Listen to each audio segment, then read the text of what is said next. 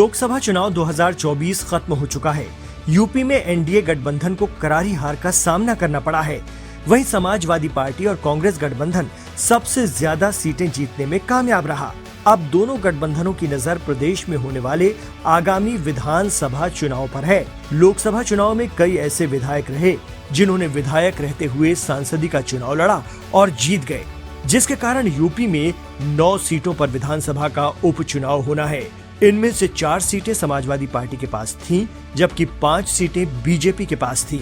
माना जा रहा है कि लोकसभा चुनाव की ही तरह विधानसभा उपचुनाव को लेकर कांग्रेस दावेदारी कर सकती है।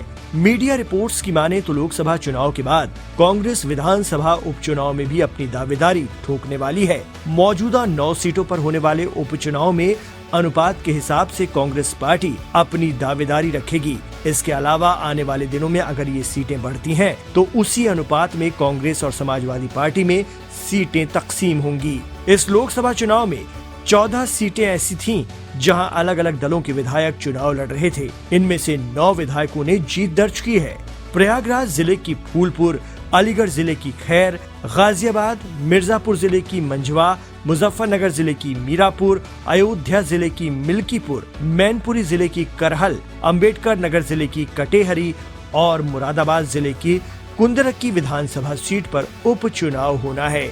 इन 9 सीटों में जिन सीटों पर समाजवादी पार्टी के विधायक थे, उसे छोड़कर कांग्रेस बीजेपी के खाते की सीटों पर अपनी उम्मीदवारी का दावा कर सकती है।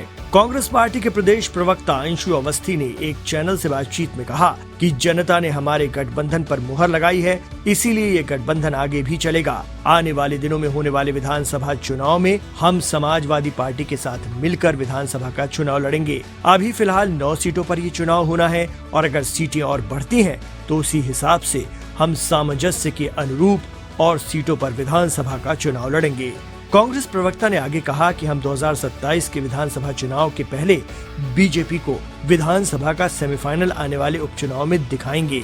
अभी तक करहल से अखिलेश, कटेहरी से लालजी वर्मा, मिल्कीपुर से अवधेश प्रसाद के इस्तीफा देने की सूचना है।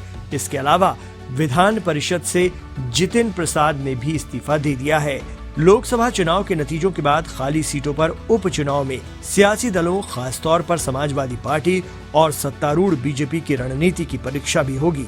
ऐसे में बीजेपी के लिए जहां इन सीटों के अलावा सपा के खाते वाली सीटों को जीतकर लोकसभा चुनाव का डैमेज कंट्रोल करना होगा, वहीं समाजवादी पार्टी भी अपनी लोकसभा चुनाव की जीत की लहर को बरकरार रखना चाहेगी।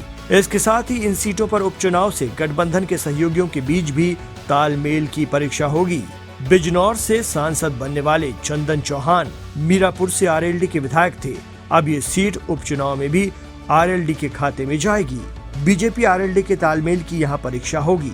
इसी तरह लोकसभा की जीत में कदम से कदम मिलाकर समाजवादी पार्टी के साथ चलने वाली कांग्रेस क्या सपा प्रत्याशियों को जिताने के लिए उसी तरह अपने कार्यकर्ताओं को सक्रिय करेगी? ये देखना दिलचस्प होगा कि कांग्रेस कितनी हिस्सेदारी मांगती है।